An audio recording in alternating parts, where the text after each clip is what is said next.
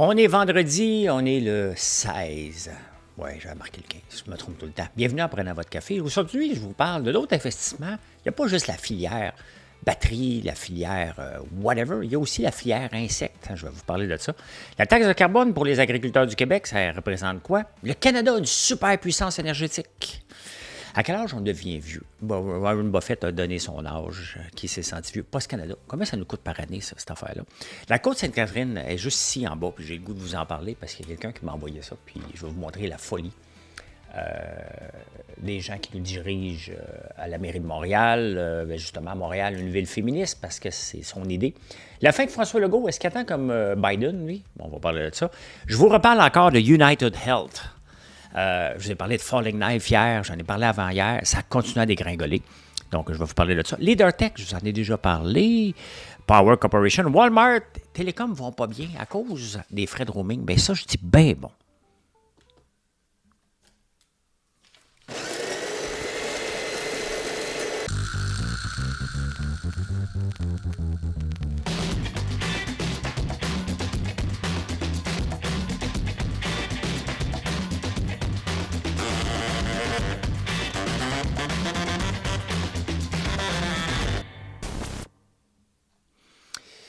Je ne sais pas comment ma douleur au cou s'en va, mais aujourd'hui, par rapport à hier, je suis à plus 80% d'amélioration. J'ai encore du picotement, je ne sais pas encore ce que j'ai, mais on dirait que ça s'est calmé un petit peu. J'ai fait de l'acupuncture, on dirait que ça aide aussi, puis je dors sur le dos. Je fais tout ce qu'on me demande de faire, des douches froides, puis toute la patente. Toute la patente. Hey, en parlant de toute la patente, toute une patente. Justin Trudeau, il avait investi il y a 2 ans dans, pas lui, mais lui, parce qu'il pensait que c'était son argent, là. Il a investi 8,5 millions dans une usine d'insectes.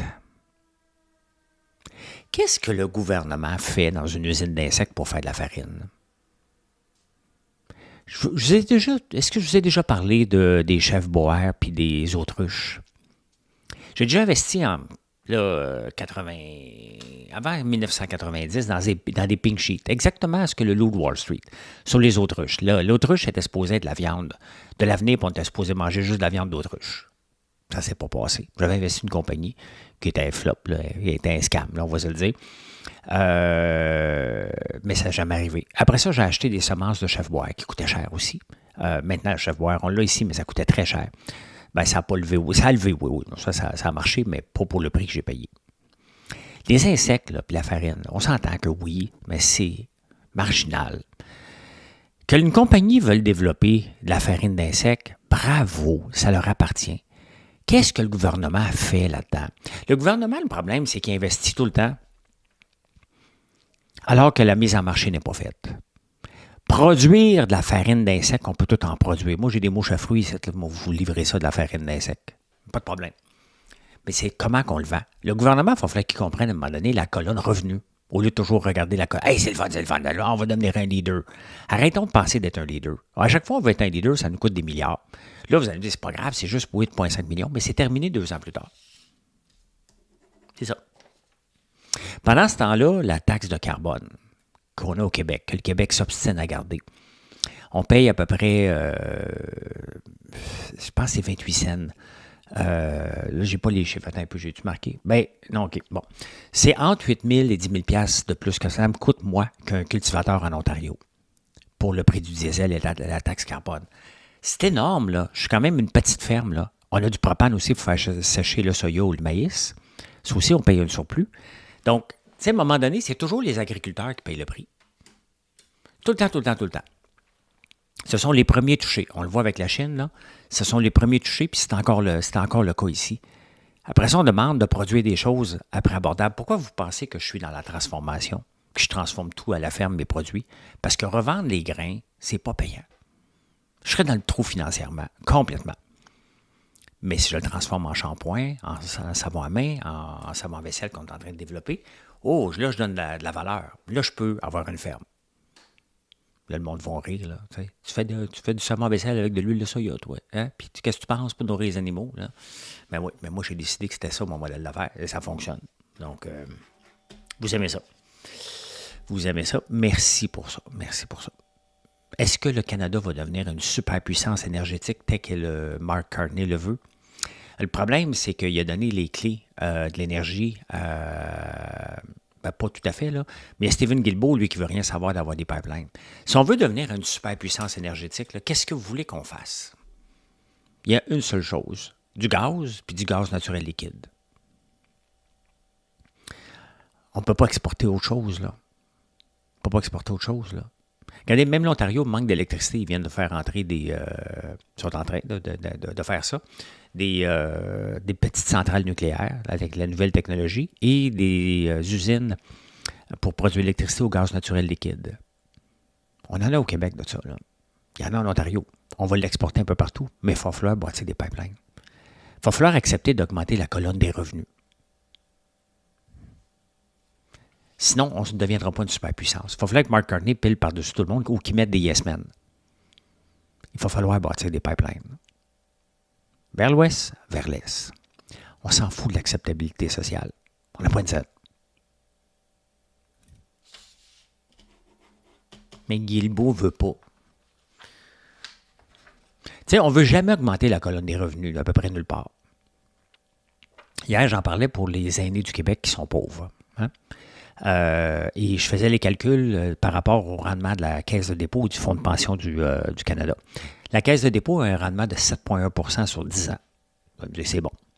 Le marché, parce que le problème, c'est que la Caisse de dépôt et le Fonds de pension se donnent des indices de référence. Mais les vrais indices de référence sont le S&P 500.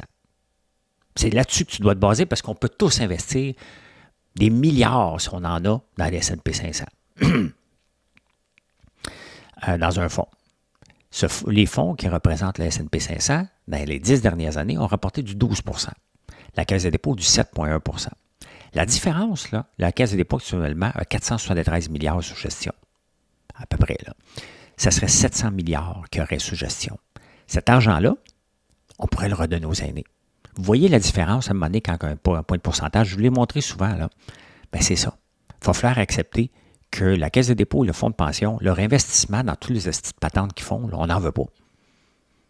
Payer tous les salaires en plus pour avoir une performance médiocre, on n'en veut pas. Pourquoi se casser la tête quand tu peux juste acheter des fonds puis tu t'assois là-dessus? Puis si tu appliques la méthode hot potato, au lieu d'avoir du 12, tu as du 18. Pourquoi faire compliqué quand tu peux faire ça simple? Leur mission, c'est de rapporter de l'argent pour les aînés. Pas de construire des hosties de bébelles puis des REM puis des buildings, là.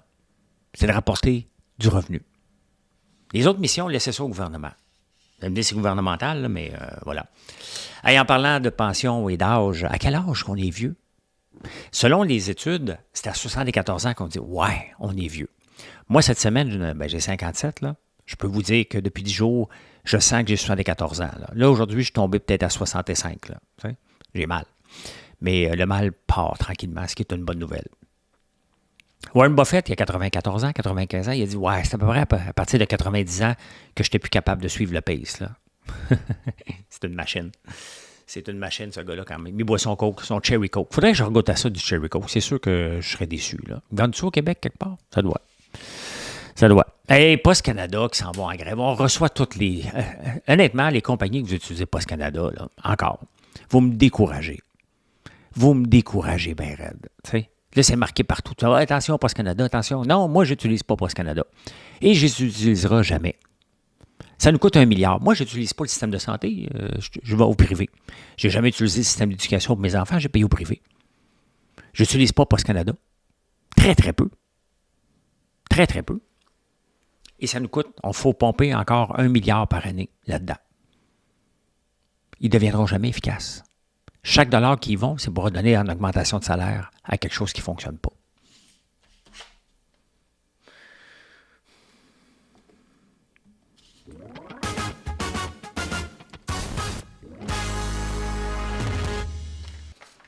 Mais on continue à mettre des gens incompétents, puis on laisse l'entreprise se faire gérer par le syndicat. Je ne veux pas être anti-syndicaliste, là, mais vous voyez très bien ce que ça donne. Hein? La rue Côte-Sainte-Catherine. Bon. Si vous m'écoutez, vous avez entendu la police, les pompiers. Bon, c'est une rue qui est passante, la rue Côte-Sainte-Catherine. Juste à mon coin de rue. Hein, j'habite Côte-Sainte-Catherine puis Villeneuve. Là. Bon, t'es pas en train de dire où est-ce que tu habites. Bon, on s'en fout. OK. Là, il n'y a pas de piste cyclable. Et il y a un gars qui me suit sur les réseaux sociaux, Marc Poulain, qui est allé poser des questions à la Ville de Montréal par rapport à ça. Parce que là, ils vont le réduire à une piste cyclable, une voie pour faire la piste cyclable qui va se rendre jusqu'à Mont-Royal. Ce faisant, ça va faire un entonnoir. Qu'est-ce qui arrive quand il y a un entonnoir? Les gens vont passer par ma rue, ils vont passer par l'avenue Mont-Royal, ils vont passer ailleurs. La raison pourquoi ils font la piste cyclable, parce que la piste cyclable, il faut qu'ils tournent sur Villeneuve. Mais là, c'est trop compliqué pour un cycliste de tourner puis revenir sur notre piste cyclable, donc il faut lui donner des chemins. C'est que beaucoup de collisions. Moi, ça fait 7 ans que j'habite ici. 7 ans. J'ai jamais vu une collision. Encore, dans ce secteur-là. 0. Mais vous voyez, hein, la Ville de Montréal sont prêtes à tout pour compliquer, même pour les autobus, là. Beaucoup d'autobus qui s'en vont à l'hôpital Sainte-Justine, là, c'est par là que tu dois passer, là. C'est important. Tout faire pour les cyclistes. Tout. J'ai rien, là. Mais maintenant, on est cassé aussi en Ville de Montréal. On peut-tu juste la pédale? On est cassé. Regardez une autre affaire. Valérie Plante qui est en train de faire son leg, elle pense là, que dans 200 ans, elle va être Napoléon Bonaparte, puis il va y avoir des films sur elle, là, qu'on va parler encore d'elle. Là. Elle est en train de parler de son leg. Elle dit, j'ai fait de Montréal une ville féministe, puis un nouveau quartier, une nouvelle patente féministe. J'ai rien contre ça encore. Mais on est cassé. Puis ce qu'elle dit, elle dit, je suis vraiment fière parce que c'est mon idée. Non, c'est parce que tes tripes personnelles, là, on ne peut pas faire ça. Là. C'est notre argent.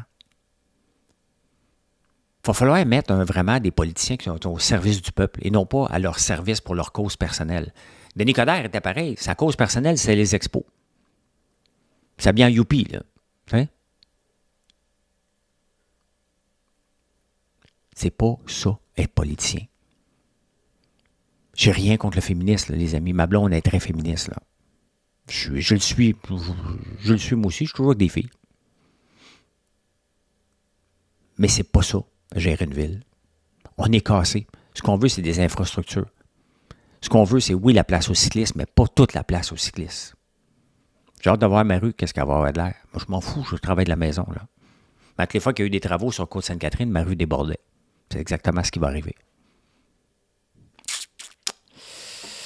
Est-ce que François Legault va faire un Joe Biden ou un Justin Trudeau de lui-même? C'est bien évident que la CAQ est troisième dans les sondages, derrière le PQ, derrière les libéraux, et ça va s'en aller en diminuant. Là. Cette équipe-là de la CAQ ne savent pas gérer. On est tanné des avoir là.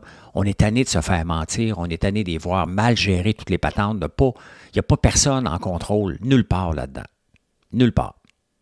On a donné à tout le monde, tous les syndicats qui voulaient quelque chose, on leur a tout donné. On est cassés comme des clous, on a été décotés.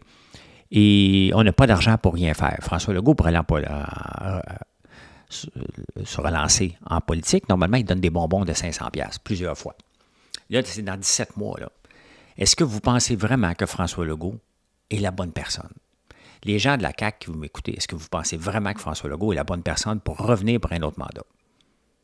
La réponse est non. Il doit se retirer le plus tôt possible, accepter que son règne, sa job de destruction est terminée. Ce qu'on s'est rendu compte, c'est que François Legault n'a jamais été compétent, il ne sera jamais compétent, et ça ne changera rien. Il faut juste les empêcher de faire trop de gaffes puis donner trop de bonbons. Il est mauvais. Le résultat, à la fin, on peut dire, ouais, mais il est correct, puis il était bon dans la pandémie. Dans la pandémie, tout le monde était bon. Il y avait une seule chose à faire, répéter, rester à la maison. Là, il faut qu'il gère. Il n'est pas capable. Il n'est pas capable de créer de la richesse. La seule façon qu'ils ont trouvé de créer de la richesse à travers un taux de chômage qui était bas, c'est en embauchant sans compter. C'était ça leur force, la CAQ. De maintenir un taux de chômage qui est bas, à tout prix, pour montrer qu'on est mieux que l'Ontario, mais sans créer de la richesse. À la question dans le Journal de Montréal, comment réduire le déficit? Il faut réduire le déficit. Qu'est-ce que les gens répondent? Taxons les riches. Personne n'a parlé de créer de la richesse. Là. C'est ça, là. Les riches, on peut les taxer tant qu'on veut, là. Comment je continue à monter mes impôts? Je l'ai déjà, regarde, j'ai acheté un Urus, j'ai payé 100 000 $. Pensez-vous qu'on les taxe pas, les riches? Ben oui. Ça ne me dérange pas. Les faites. C'est ça. Je vais m'asseoir ce char-là. Il y a une taxe dessus, je la paye. Pas de problème avec ça. C'est pas ça. Il faut arrêter de penser taxer. Il faut commencer à augmenter les revenus.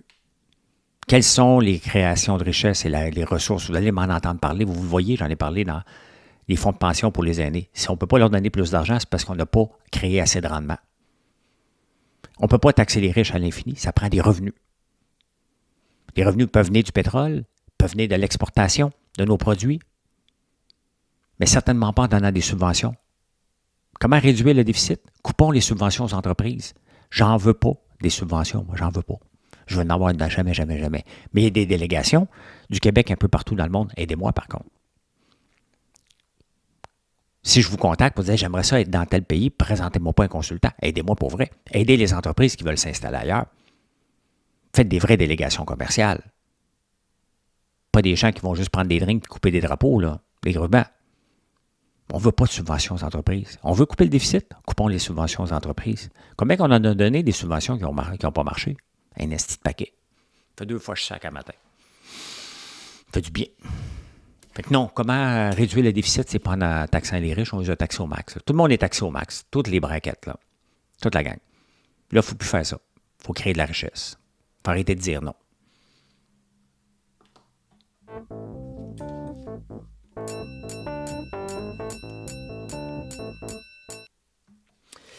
Depuis presque une semaine, là, je vous parle de United Health et de Falling Knife. Je reviens encore aujourd'hui parce que la saga continue.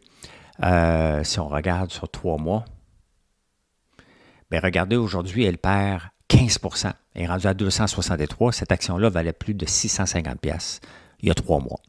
Le PDG s'est fait tuer et là, le poteau rose a pété. Là, il va y avoir une enquête du FBI qui est démentie par la compagnie pour voir s'il n'y a pas eu de la fraude et de la malversation. Et j'en ai des actions d'eux autres depuis longtemps avec le groupe de la RPC qui s'occupe de mes placements. Et hier soir, j'ai été voir, ils l'ont vendu. Ils l'ont vendu à 307 $. J'avais acheté, je pense, à 150 $.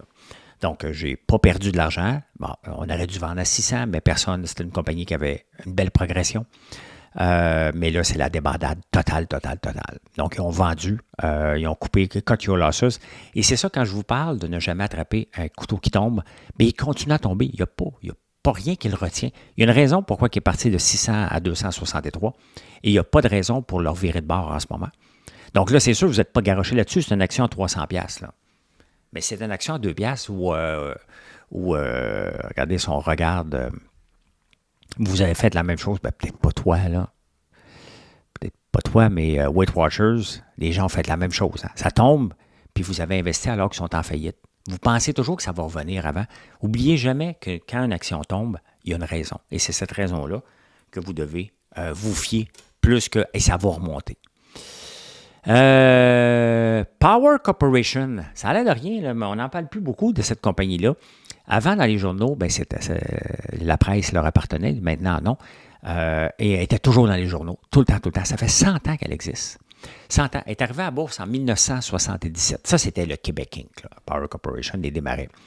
Si vous aviez investi 1 000 $ en 1977, vous auriez aujourd'hui 1,2 million. Et si vous aviez investi dans l'S&P 500, en 1977, votre 1 000 $ vous vaudrait aujourd'hui 54 000 versus Power Corporation à 1,2 million. Quand même, hein? C'est une performance digne à la Warren Buffett. Là, je ne suis pas. Là, je vous la montre aujourd'hui parce qu'elle était dans les nouvelles. Là. Mais quand même, hein? C'est une belle progression. C'est un beau succès canadien, mais c'est une famille aussi très discrète. Hein? Très discrète. Power Corporation, c'est fait. Hey, je vous amène à LeaderTech. Ceux qui ne le voient pas, là. LeaderTech, c'est une compagnie québécoise qui font pour détecter là, dans les autos, hein, les sensors. Et quand ils sont arrivés à la bourse, je disais, investissez pas une maudite scène là-dedans, vous autres. Allez pas là-dedans. Il n'y a pas de raison. Ça allait déjà mal. Mais imaginez-vous, regardez, ils sont arrivés à la bourse en 2023. On est en 2025. Ça fait 1 an et demi qu'ils sont à la bourse.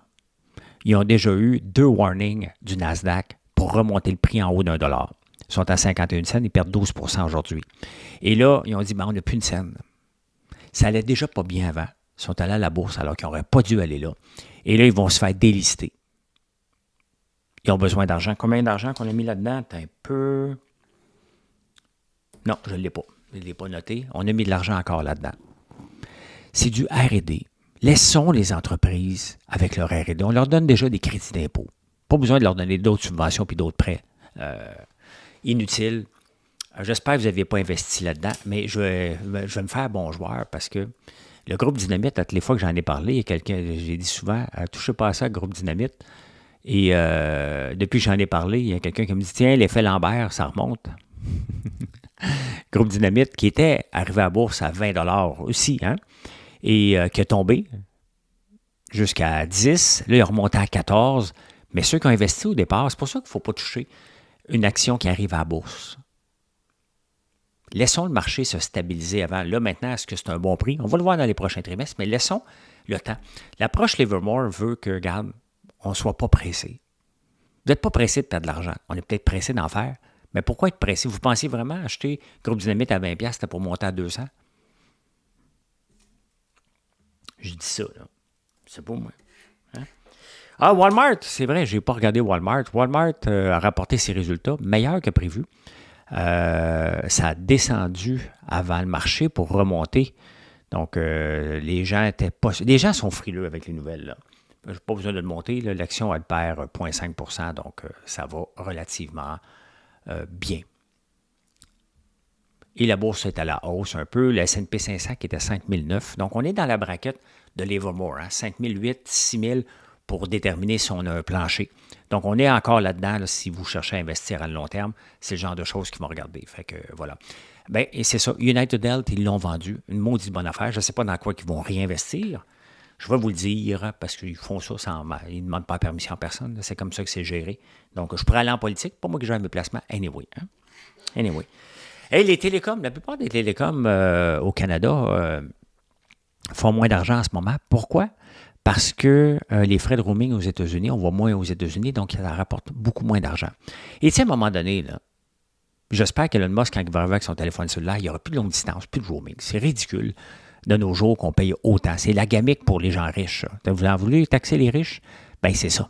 Hein? Prenez les frais de roaming puis envoyez ça au gouvernement fédéral à la place des poches des entreprises. Moi, j'ai un forfait. Je paye déjà dans mon forfait, là, Canada, Mexique, États-Unis. Donc, mais quand même, hein, les frais de roaming, à un moment donné, il va falloir que ça disparaisse. Là. Les longues distances, là, ça a disparu à un moment donné. Là. Je ne sais même pas si on est encore en appel longue distance. Je pense qu'on fait un appel, on fait un appel. Là, tu sais. Voilà.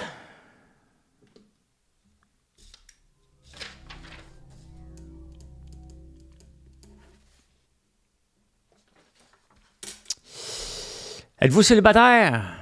74% des gens ont abandonné ou prennent un break. Je pense que si je me ramassais célibataire, c'est à peu près ce que je ferais. Prendre un break. Ou je ne sais pas si retomber en couple. Là. Compliqué de démarrer une relation de couple. Compliqué s'en sortir. Quand ça va bien, ben c'est le fun. Moi, ça va bien. Marilyn, vas-tu bien, toi? Parce que, tu sais, il faut vérifier à deux. Là. Et finalement, Ozempic, c'est bien pour perdre du poids, pour les maladies du cœur, pour tout. Sauf qu'il y a des nouvelles études qui, des gens, maintenant, ils atteignent leur poids, ils arrêtent de le prendre. Non, le poids revient encore plus vite et plus gros. Donc, c'est comme un abonnement à vie, là, Ozempic. Est-ce que les gens ont pris des bonnes habitudes ou quoi que ce soit? Je ne le sais pas. Mais c'est le danger. Dès que tu arrêtes, ça explose, malheureusement. Mais là, ça explose pas, parce que je peux dire ceci. Mission accomplished. Merci d'être là encore une fois. Venez nous voir sur françoislambert.one. On est en prenant votre café. Ça veut dire café. Donc, quand vous achetez 5 sacs de café sur notre site, il y en a un qui est gratuit. Allez, bye, bonne journée.